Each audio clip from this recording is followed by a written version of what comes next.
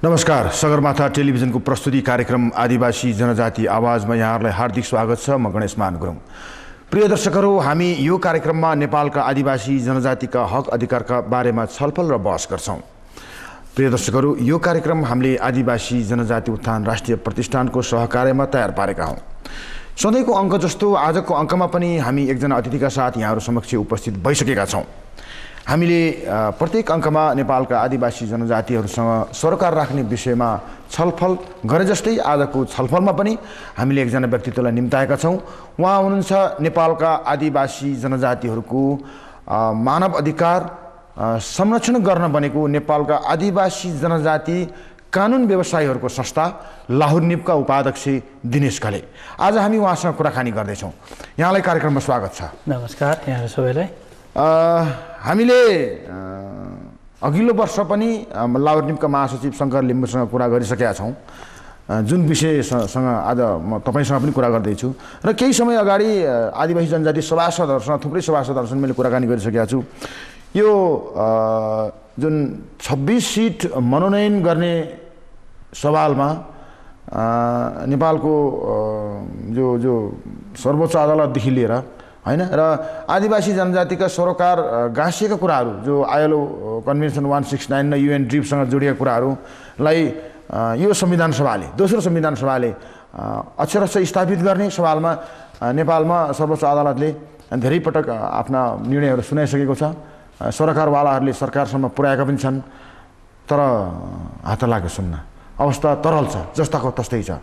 अहिले पछिल्लो समय तपाईँहरूको संस्था लाहुर निपले नेपालका आदिवासी जनजातिहरूको हक अधिकार त्यो तहसम्म अर्थात् राज्य सञ्चालनको तहसम्म, नीति निर्माणको तहसम्म स्थापित गराउन के गर्दैछ? अहिलेको लेटेस्ट के छ अपडेट? सर्वप्रथम त जुन प्रश्नको लागि यहाँलाई धन्यवाद। आदिवासी जनजातिहरूको सवालमा जब दुईवटा कुराहरूको बारेमा अलिकति कुरा गर्नुपर्ने उठाउनुपर्ने हुन्छ। पहिलो कुरा 2064 सालमा जब संविधान सभाको पहिलो निर्वाचन भयो, पहिलो निर्वाचनमा त्यो अन्तरिम संविधान 2063ले जम्मा संवैधानिक प्रावधानहरू सदनमा 601 अथवा संविधान सभाको सदस्यहरू 601 जुन बनाउने जो नीति निर्माण गर्यो, त्यसमा 3वटा प्रक्रियाहरू थिए छ अहिलेसम्म।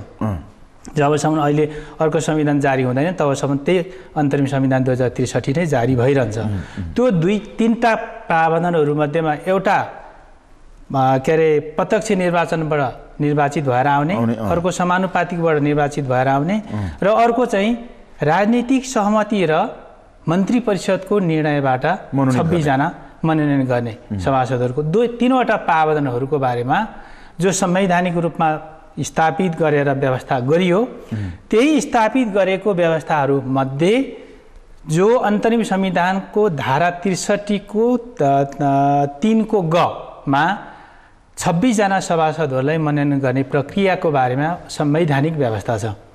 त्यो संवैधानिक व्यवस्था 2046 साल पछाडि जनआन्दोलन भयो र 2062-63 सालमा दोस्रो जनआन्दोलनको सङ्घर्षमा थुप्रैवटा आदिवासी जनजातिहरूले सङ्घर्षका कुराहरू गरे र सङ्घर्ष गरे र त्यस्ता किसिमको आन्दोलनबाट थुप्रैवटा सन्धि सम्झौता अथवा सरकारसँग सहमतिका कुराहरू, संवादका कुराहरू भए।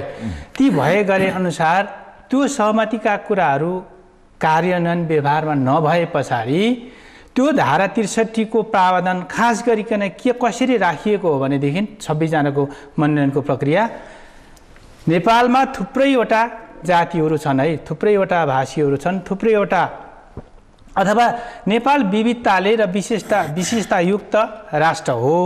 यो विविधता र विशेषतायुक्त राष्ट्र भएको नाताले यहाँका थुप्रैवटा जाति, जनजाति, समुदाय, धार्मिक सम्प्रदायहरूलाई पनि संविधानमा इन्क्लुड गर्नुपर्छ अथवा संविधान निर्माण गर्ने प्रक्रियामा समावेश गर्नुपर्छ है भन्ने संविधानको मर्म र भावना हो।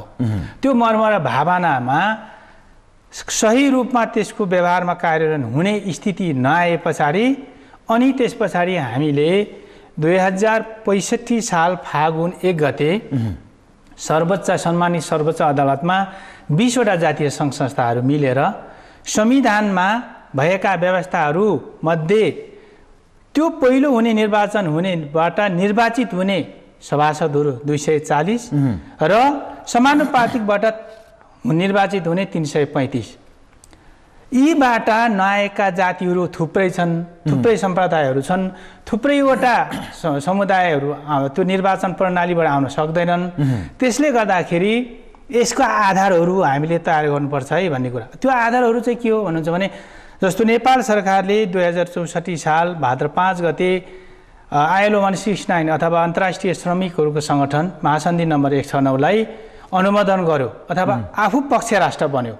त पक्ष राष्ट्र बनिसके पछाडि त्यसको कार्यान्वयन गर्ने कुराहरूको बारेमा त्यत्तिकै गहनता रूपमा र गम्भीरता हुनुपर्छ। त्यो गम्भीरता राज्य नभएपछि अब त्यहीकै साथसाथमै 2007 मै अर्को संयुक्त राष्ट्र सङ्घको अधिकारहरू अथवा आदिवासी जनजातिहरूको अधिकार सम्बन्धी संयुक्त राष्ट्र सङ्घीय घोषणापत्र 2007 लाई पनि नैतिक रूपमा समर्थन गर्यो। समर्थन गरे एउटा ILO 169 बाध्यतात्मक कानुन भयो, अर्को चाहिँ नैतिक कानुन भयो। त्यसले गर्दाखेरि यो दुईवटा कानुनको आधार लिएर हामीले सम्मानित सर्वोच्च अदालतमा रिट दर्ता गऱ्यौँ।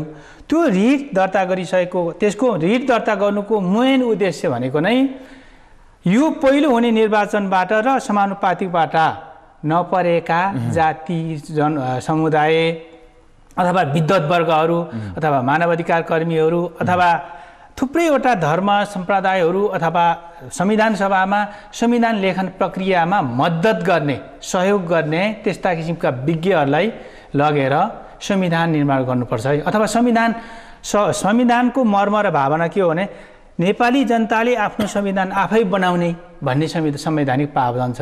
त्यो संवैधानिक प्रावधानलाई पनि व्यवहारमा ठ्याक्कै कार्यान्वयन गराउनको लागि त्यो एउटा मापदण्डलाई अंगीकार गरेको। अब त्यो मापदण्ड अंगीकार गर्दाखेरि संविधान सभाको पहिलो संविधान सभा 2000 को विघटन त 59 जेठ 14 गते विघटन भइहाल्यो। विघटन भइसके पछाडि हामीले दर्ता गरेको रिट चाहिँ त्यो रिट विचाराधीन अवस्थामा रह्यो। जब 2059 जेठ 14 गते संविधान सभाको विघटन भइसके पछाडि अब त्यस पछाडि त्यो मुद्दाको प्रक्रिया अगाडि बढ्यो। प्रक्रिया अगाडि बढ्दाखेरि 2070 वैशाख 8 गते चाहिँ सर्वसम्मानित सर्वोच्च अदालतबाट हामीले 2065 साल फागुन 1 गते दर्ता गरेको माग दाबी बमोजिमको निर्णय सुनायो अथवा सरकारलाई ठ्याक्कै निर्देशनात्मक आदेश जारी भएको छ। त्यो निर्देशनात्मक आदेश ठ्याक्कै के भन्नुहुन्छ भने नेपालमा जे जति प्रक्रियाका कुराहरू संवैधानिक प्रक्रियाका कुराहरू अन्तर्राष्ट्रिय कानुनमा सहमति गरेका कुराहरू र त्यो सहमतिमा व्यवहारमा कार्यान्वयन गर्ने कुराहरूको बारेमा व्यवहारमा कार्यान्वयन भएको देखिएन अथवा त्यसको प्रभावकारी कार्यान्वयन देखिएको अवस्था छैन रहेन। त्यसले गर्दाखेरि त्यो प्रक्रिया अवलम्बन गर्नको लागि अथवा सहमति गरेका राष्ट्रको हैसियतले त्यो अन्तर्राष्ट्रिय सन्धि सम्झौताहरूलाई कार्यान्वयन गर्नको लागि निर्वाचन ऐन अथवा संविधान सभा निर्वाचन नियमावली हैन संविधान सभा निर्वाचन ऐन के कानुनहरू चाहिँ व्यवहारमा संशोधन गर्नुपर्छ, परिमार्जन गर्नुपर्छ।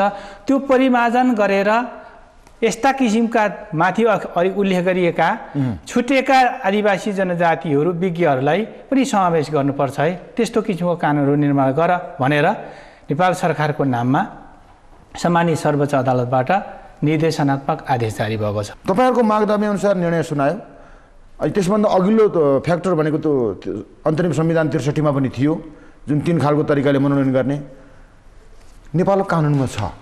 अदालतले व्याख्या गरिदिन्छ, आदेश पनि जारी गरिदिन्छ, तर लागू हुँदैन, व्यवहारमा देखिँदैन। किन हुन्छ यस्तो?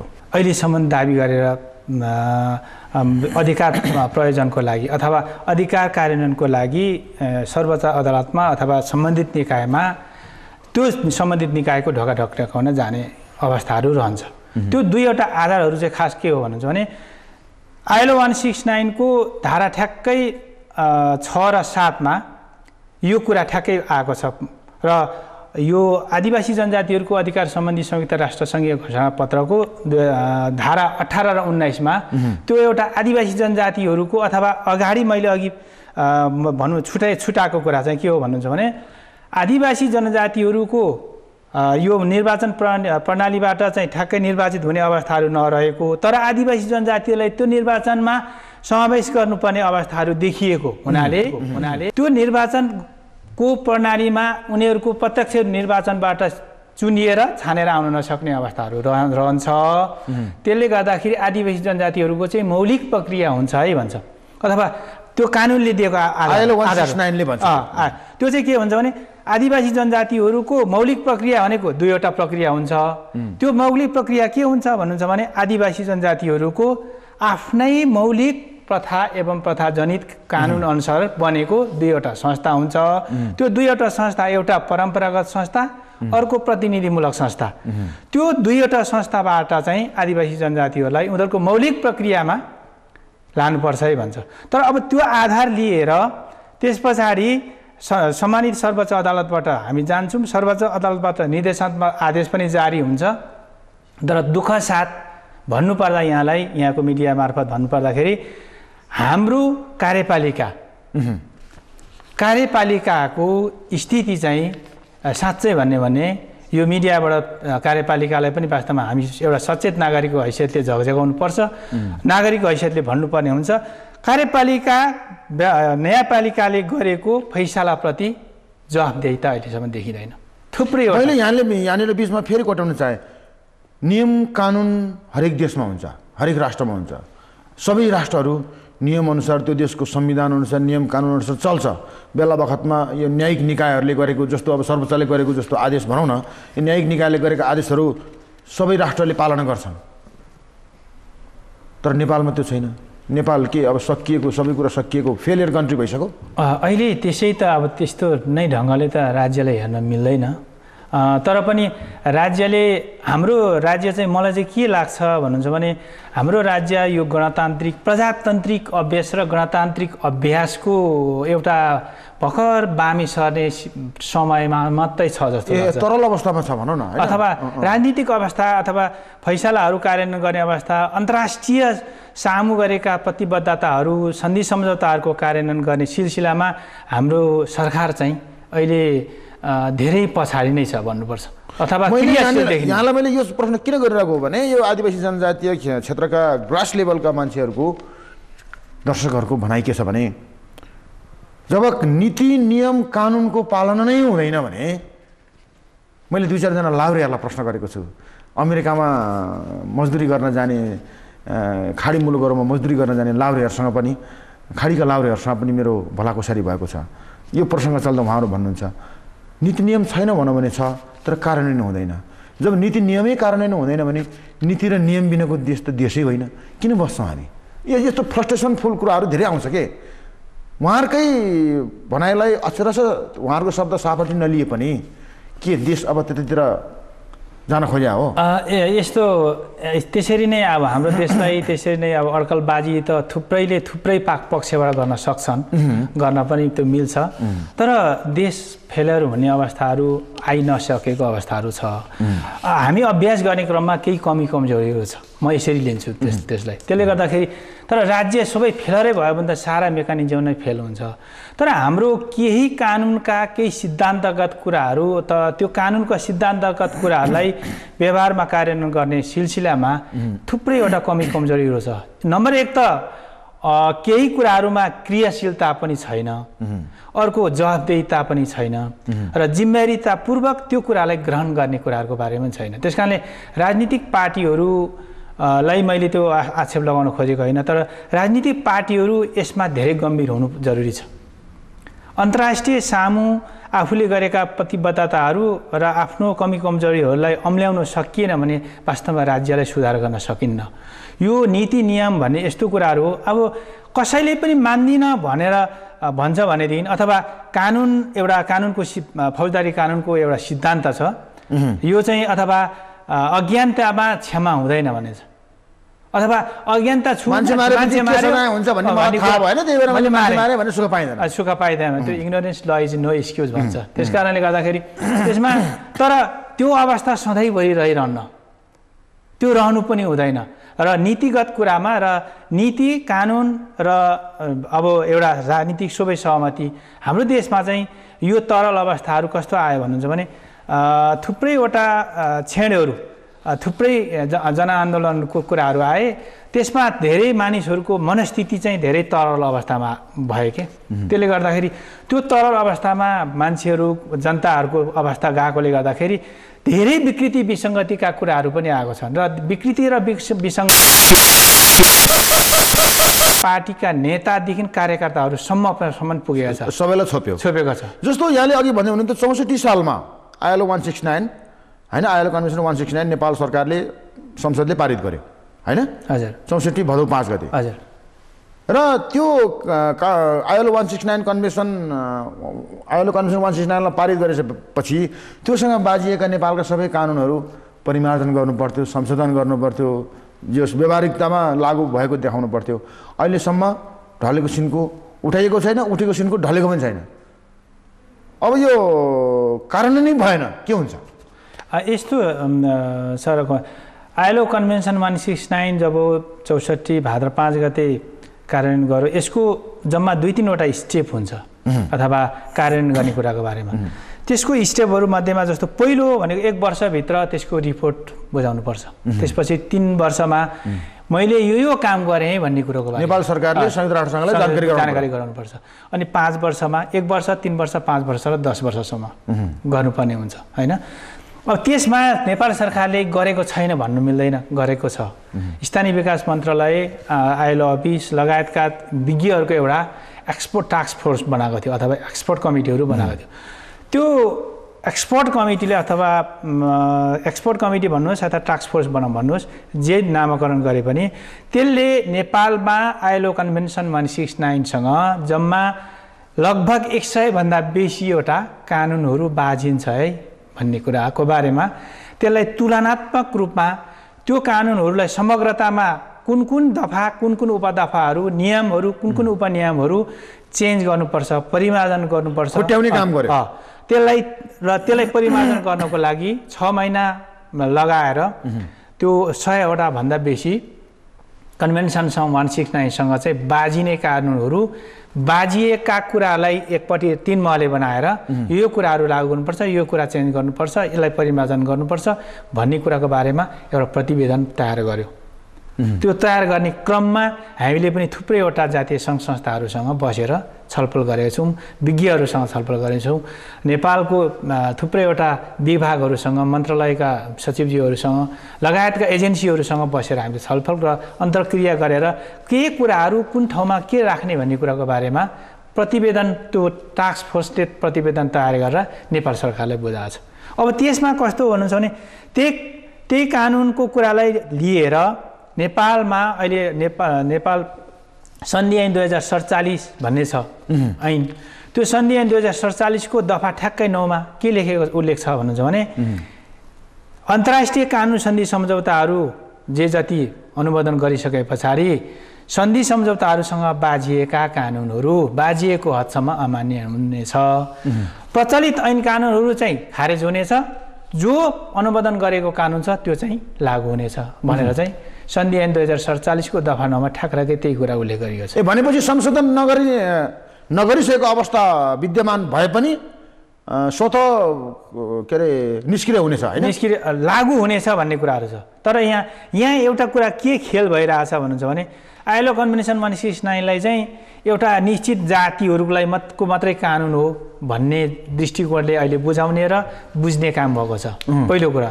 त्यसले गर्दाखेरि राष्ट्रले कुनै पनि सन्धि सम्झौताहरू मानिसके पछाडि त्यो राष्ट्रको कानुन हो, त्यो राष्ट्रको कानुन भइसके पछाडि राष्ट्रको नागरिक सबैले मान्नुपर्छ, त्यो एउटा कानुनको सिद्धान्त हो। त्यसले गर्दाखेरि त्यो सिद्धान्तगत कुराहरूलाई राज्यले अलिकति नेग्लिजेन्स गरिरहेछ अथवा अलिकति त्यसलाई हेलचेक्राइ गरिरहेको छ।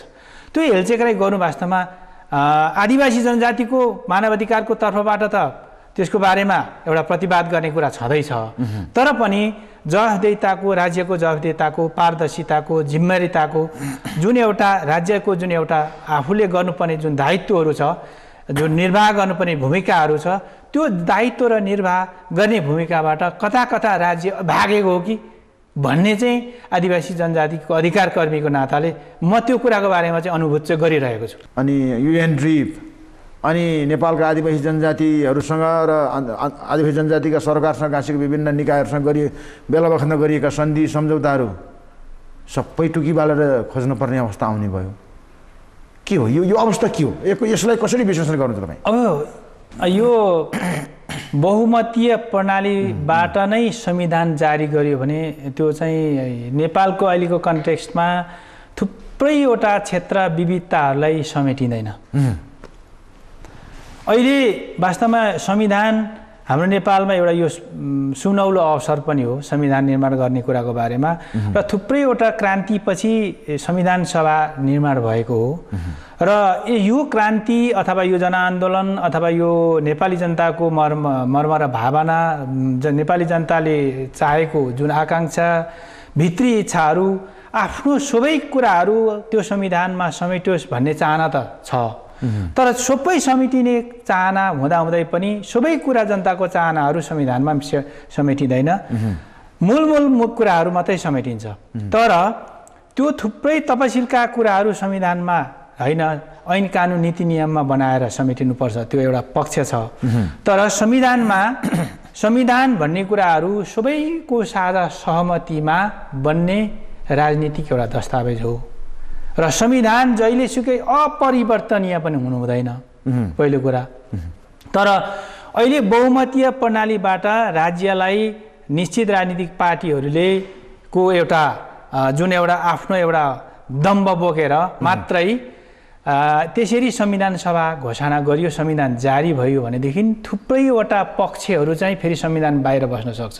अहिलेको ताजा विश्लेषण के हो भने त्यसरी प्रक्रियामा नजाने हो भने 20औं पटक संविधान सभाको निर्वाचन गरेर संविधान सभा स्थापना गरे पनि हैन संघीय ढाँचाको राज्य पुनर्संरचना गर्न नसकिने अथवा जसरी समग्र सबै जनताहरूले मागिरहेको संविधान सभाबाट संविधान दिन नसकिने भन्ने ताजा विश्लेषण छ के अब यो प्रक्रियामा जान पर्ने बाध्यता हो रे, बाध्यतै हो। अहिले तत्कालै अब संविधान अस्ति मङ्सिर 4 गते मात्रै दोस्रो संविधान सभाको निर्वाचन भएर अहिले भर्खर हामी अभ्यास गर्दैछौँ, सदनमा अभ्यास गर्दैछन् मान्य सदस्यहरूले होइन। अब यी कुराहरूको बारेमा अहिले तत्काल पहिला पनि 5 वर्षसम्म त्यतिको तादरुकता उहाँहरूलाई तातो लागेको छैन। अब अहिले चाहिँ माघ 8 गते नै त्यो संविधान सभा जारी गर्नुपर्ने त्यस्तो तातो लागेर सहमति बिना सहमतिको प्रक्रियाहरू अवलम्बन नगरिकन त्यो सिद्धान्तगत कुराहरू सहमतिका प्रक्रिया भनेको त सिद्धान्तगत कुराहरूलाई नै वास्तवमा भन्ने ओझेलमा पारेर त्यो सिद्धान्तगत कुराहरूलाई नै छायामा पार्ने जुन एउटा प्रयत्न गरेर संविधान जारी गर्दैमा त्यो संविधान सबैले त्यो संविधानलाई ओनरसिप लिँदैन अथवा स्वामित्व ग्रहण गर्दैन, नगर्न सक्ने एउटा सम्भावनाहरू प्रशस्त रहन्छ। त्यस्तो परिस्थितिहरू आउन नदिनको लागि पनि राजनीतिक पार्टीका नेताहरूले शीर्षस्थ नेताहरूदेखि सबै नेपाली जनताहरूले के कुराको बारेमा चनाख हुनुपर्छ भने यो संविधान फेरि यसरी बनाउन सकिँदैन। त्यस कारणले धेरै लामो समयसम्मको लागि सम्झेर र धेरै लामो समयसम्म थुप्रैवटा पक्षहरूलाई पनि समेट्ने गरिकन त्यो किसिमको संविधान बनाउन सकियो र बनाएर जारी गर्न सकियो भनेदेखि चाहिँ त्यो संविधान दिगो संविधान हुनसक्छ। यहाँको भनेको मतलब 71 मङ्सिर 8 होइन कि 72 मङ्सिर 8 पुगेर भए पनि त्यसो गर्नुपर्छ भन्नु खोज्नुभयो अथवा त्यस्तो किसिमको सहमतिका प्रक्रियाहरूको बारेमा केही ढुला सुस्ती त हुन्छ, प्रक्रियागत कुराहरू हुन् तिनी र प्रक्रियामा चाहिँ नेपाली जनताहरूलाई सबैले सहमत सबै तह र तबकाहरूलाई सबै जातीय सङ्घ संस्थाहरू अथवा नेपाल आदिवासी जनजाति महासङ्घ जस्ता संस्थाहरू छ, हाम्रो नेपाल आदिवासी जनजातिहरूको छाता सङ्गठन लगायतका थुप्रैवटा जातीय सङ्घ संस्थाहरू पनि छन् अन्यहरू जस्ता महिलाहरूको हकमा राष्ट्रिय आदिवासी जनजाति महिला महासङ्घ छ, अधिकारहरूको भरमा लगायतका थुप्रैवटा जातीय सङ्घ संस्थाहरू छ। यी लगायतका जातीय सङ्घ संस्थाहरू र विज्ञहरू अधिकारकर्मीहरू थुप्रैवटा मधेसीहरू दलितहरू जनजाति लगायतका मुस्लिमहरू र पिछडिए वर्गको क्षेत्रहरू लगायतका समुदायहरूलाई सहमति नगराइकन संविधान यस्तो आउँदैछ है भन्ने कुरोको बारेमा जानकारी नगरिकन संविधान यस्तो आयो भनिदिनु त भएन नि। त्यसले गर्दाखेरि त्यो भयो भने चाहिँ संविधानमा जुन कुराहरू आउँछ भने जुन जनआकाङ्क्षा थियो त्यो जनआकाङ्क्षा विपरीत हुनसक्छ। त्यसले गर्दा अलिकति ढिलो होस् बरु राम्रो होस् र संविधान आउनु नै त्यसरी आउनुपर्छ र त्यो एकदमै परिपक्व आउनुपर्छ, सबैलाई समेट्नुपर्छ। त्यो संविधान सबैको मेरो संविधान हो भन्ने त्यो किसिमको एउटा भावना झल्किनु आउनुपर्छ। हुन्छ दिनेशजी, यहाँले आफ्नो व्यस्तताका बावजुद पनि जुन यो समय र संवाद हामीलाई उपलब्ध गराइदिनु भयो। तपाईँ हामी सबैले सोचेको जस्तो चाहेको जस्तो हाम्रो संविधान र राम्रो संविधान समग्र नेपाली जनताले छिटै सहज रूपमा प्राप्त गर्न सकुन्। तपाईँ हाम्रो बसाइ र संवादको मुख्य उद्देश्य पनि यही हो। फेरि पनि हाम्रो भेटघाट हुनेछ। आजका लागि यहाँलाई धन्यवाद भन्न चाहन्छु। हस्, धन्यवाद मेरो पनि यहाँलाई, यहाँको मिडियालाई। मलाई यो आदिवासी जनजातिको अधिकारको सवालहरूमा र अधिकार एउटा कर्मीको नाताले जुन एउटा बोल्ने मौका तपाईँ र तपाईँको मिडियाले जुन सुनाउन अवसर दिनुभयो, यहाँहरूको मिडिया र यहाँलाई धेरै धेरै धन्यवाद दिँदै आभार व्यक्त गर्छु। धन्यवाद। प्रिय दर्शकहरू, आज हुनुहुन्थ्यो हामीसँगको बसाइमा नेपालका आदिवासी जनजातिहरूको मानव अधिकार संरक्षण गर्न बनेको नेपालका आदिवासी जनजाति कानुन व्यवसायहरूको संस्था लाहुरनिपका उपाध्यक्ष अधिवक्ता दिनेश घलेसँगको हाम्रो संवाद थियो आजको बसाइमा। आजको हाम्रो यो बसाइ र यो संवाद यहीँ सकिन्छ। हामी सबैलाई आज्ञा दिनुहोस्। नमस्कार।